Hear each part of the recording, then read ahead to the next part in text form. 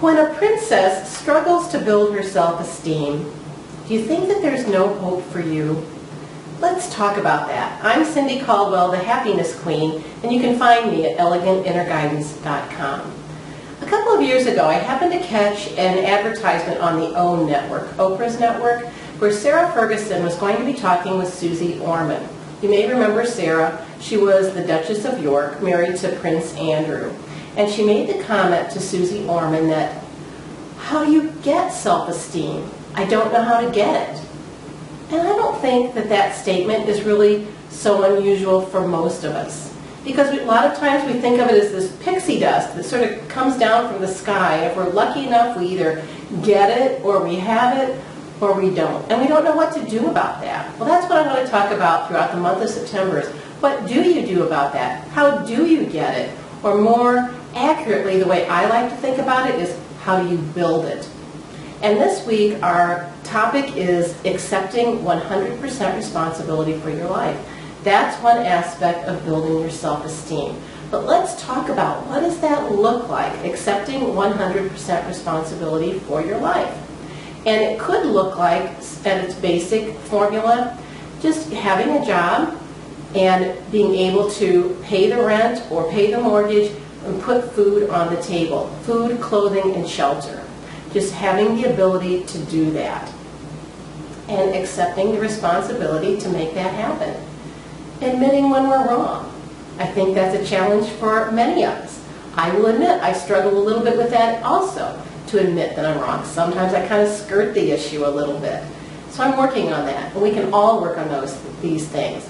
But admitting when you're wrong is an opportunity to build your self-esteem.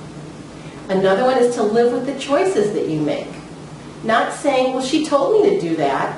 No, she might have suggested to you that this was an option, but you chose to do that. So live with your choices. That's another area to build self-esteem, self-worth, and self-love. And then here's a big one, allowing others to accept responsibility for their life. I see that time and time again, where a parent might be accepting responsibility for their child, or maybe a boss is accepting responsibility for their subordinate. Or maybe in a work environment, it's where two peers, two colleagues, one accepts the responsibility of the other.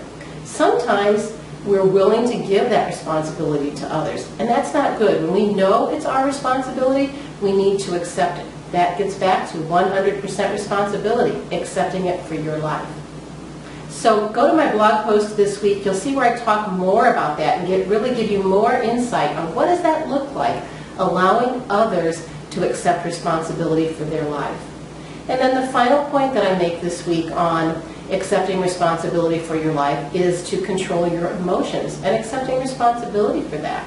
We discussed that in June when the topic for the month was feelings. So there'll be a link in the blog post where you can go back and refresh your memory on what did we discuss about feelings and your emotions. So go to this week's blog post. I expanded all of those topics to help you better understand. So when you're building your self-esteem, what you're doing is giving yourself that gift of self-esteem, self-worth, and self-love. There's nothing more important on this earth than you loving yourself, because when you love yourself, you love everyone around you. And the world needs more love. We all know that. That's your contribution. So when you build your self-esteem, worth, and love, you're also helping others. You're becoming the example. You're allowing them to build it within themselves. And that's a wonderful gift. I'm Cindy Caldwell, the Happiness Queen. Check us out at elegantinnerguidance.com. Thanks for stopping by.